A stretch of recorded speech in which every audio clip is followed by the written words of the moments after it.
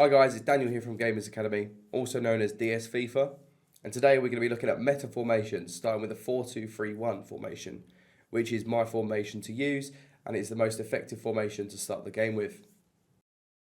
So here we have the formation. It's the 4-2-3-1 formation, and yeah, so going to the tactics, we start off balanced.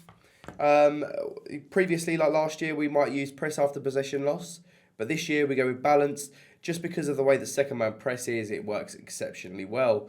So we do not need that press to run players out of position because we can press ourselves. We go for width of 50. We just keep it fair, keep it balanced. Don't need anything too much. We don't want our fullbacks well out wide, but you don't want them in, so it's just giving them the space out wide. So it's a good number on there. We go with a depth of 40. So this just means that they're a little bit that back, so you're not just open for counters, but at the same time, you're not too deep that you're sitting in the 6-yard box. So your defenders will be nice and high up, not high up enough that it leaves them too open to counters. So going into our offensive, we go with the build-up play of balanced.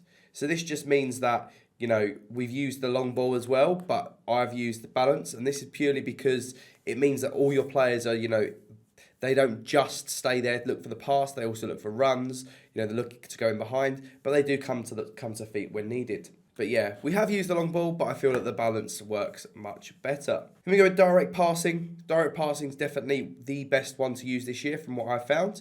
We've also got forward runs that also works quite well, but I felt that direct passing is the best out of them. The forward runs bit does work well, but the only problem with that is that they're just running in a straight line usually, and sometimes there's nothing open to offer. With the direct passing, it means your players also run towards the ball, and this means that you create options. The strikers also tend to run into gaps rather than just in a straight line like previous years, and that is because of the increased attacking AI. We go the width of 60.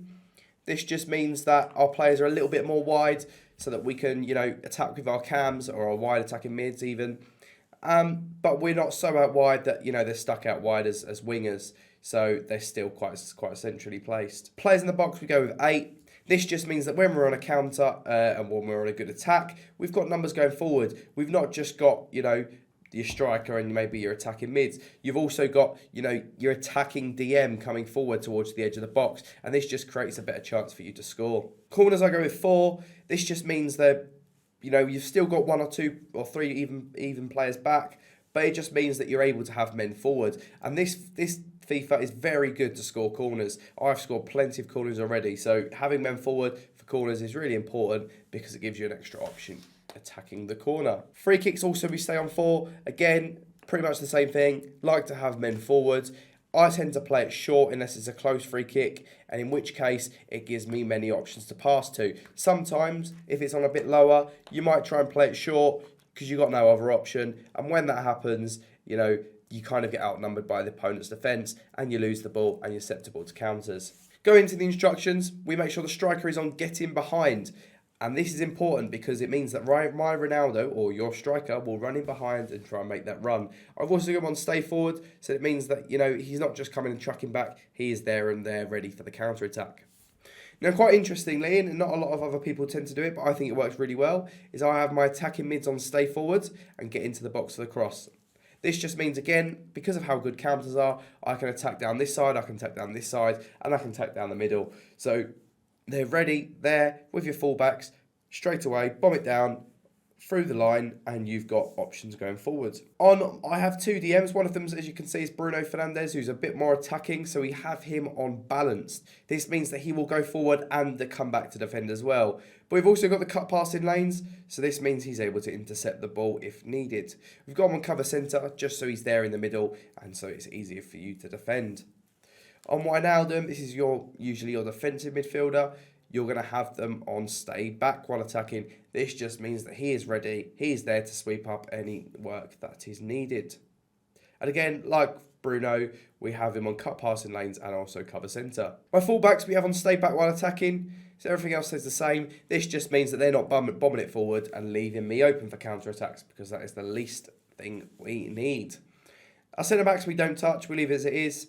And then quite importantly, which a lot of people forget to mention, is the goalkeeper. And the goalkeeper is important to have comes for crosses. This is really good because with crosses being so good this year, your keeper is out ready to come and punch or catch the ball. Sweeper keeper is also a very good aspect, and this just means that if your keeper knows he's going to come and win the ball, he's going to come and win it. So without you pressing Y or triangle, it just means that he is going to come out, race that ball, and kick the ball out of field or retain possession. So yeah, another very, very important instruction there. So that's it for our tactics. Many thanks for watching the video. You can book your sessions with me or other coaches at Gamers Academy. We've also got many other masterclasses to come, so make sure you are paying attention.